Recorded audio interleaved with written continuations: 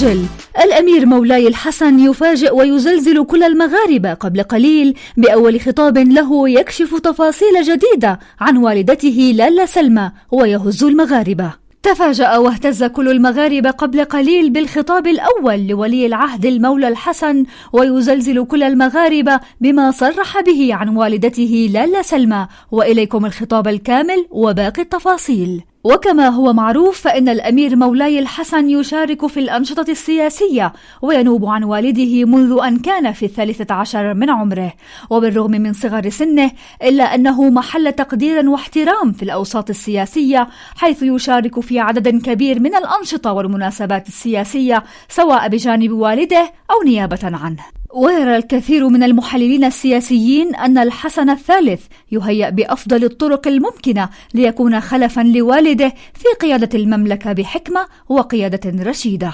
وتفاجأ وزلزل كل الشعب المغربي قبل قليل بالأخبار المتداولة على مواقع التواصل الاجتماعي بخصوص خروج ولي العهد المولى الحسن في أول خطاب له موجها للشعب بمناسبة تجاوزه سن 20 عام، ويكشف فيه تفاصيل جديدة عن والدته لالا سلمى، ويصدم كل المغاربة حيث نشرت بعض الصفحات الإخبارية الغير رسمية على مواقع التواصل الاجتماعي أخبارا تقول أن ولي العهد المولى الحسن ألقى أول خطاب له للشعب المغربي بمناسبة نضجه ووصوله لسن الرشد، وقال أيضا أن والدته بصحة جيدة وهي موجودة في المغرب وتقضي أغلب أوقاتها داخل القصر بجانب أبنائها، وهذا ما أفرح وأسعد كل الشعب المغربي.